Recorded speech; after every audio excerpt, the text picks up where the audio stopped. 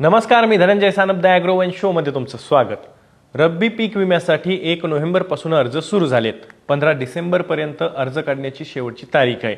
यंदाच्या रब्बी हंगामात राज्य सरकारनं 1 रुपयात पीक विमा योजना राबवलेली आहे.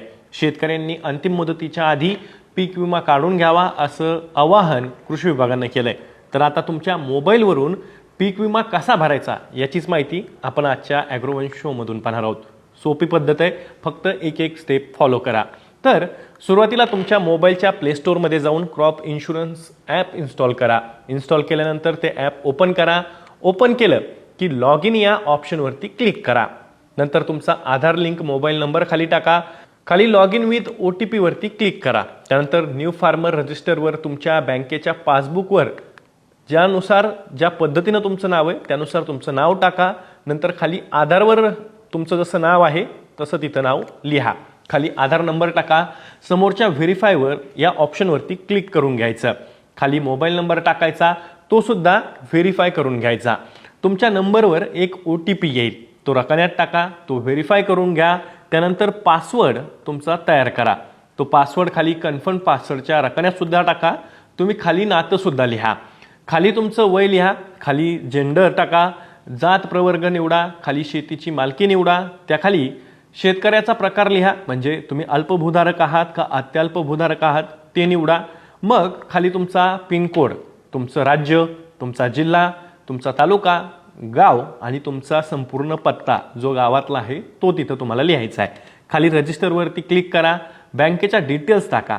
IFSC कोड टाका. राज्य, जिल्हा, बँकेचं नाव, शाखा कुठली आहे, ही सगळी माहिती या रकान्यात एक करून तुम्हाला भरून घ्यायची आहे. त्यानंतर बँकेचं खातं क्रमांक टाका. परत खालच्या रकान्यात पुन्हा खाते क्रमांक टाका. तुमचं खातं जॉईंट असेल तर जॉईंट निवडा, नसेल तर इंडिव्हिज्युअलवरती क्लिक करा. खाली सेव्ह आणि नेक्स्टवरती हे जे काही ऑप्शन दिलं आहे त्याच्यावरती क्लिक करा. आता तुमच्या मोबाईलवर एक OTP येईल, तो खालच्या रकान्यात टाका.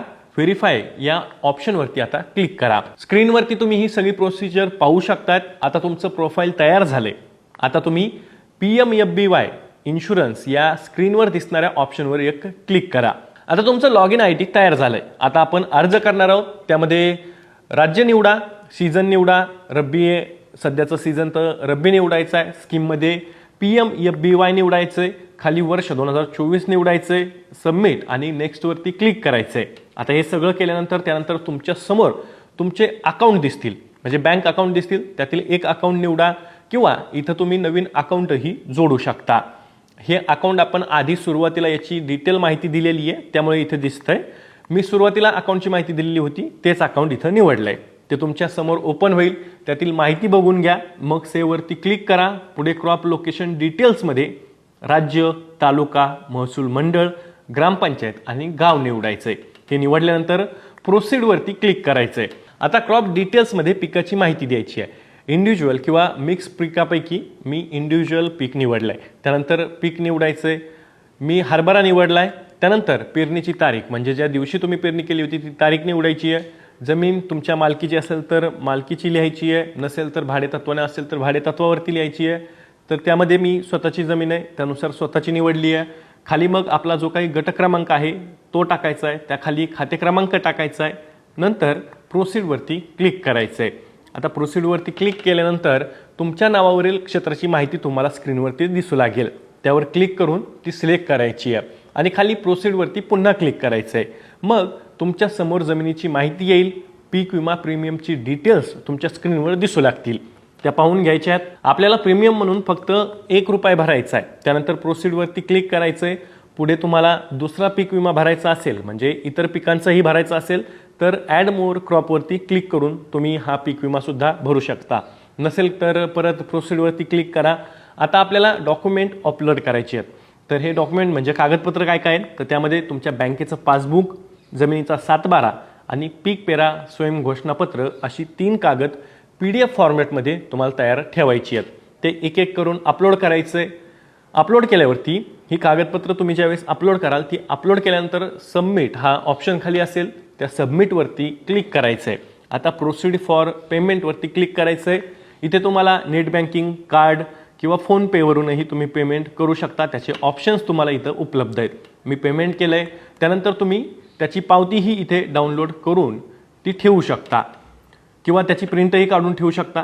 तुमचा रब्बी पीक विमा अर्ज आता भरलेला असेल. ही सगळी प्रोसेस तुम्ही फॉलो केली तर तुमचा पीक विमा अर्ज हा भरला जाईल.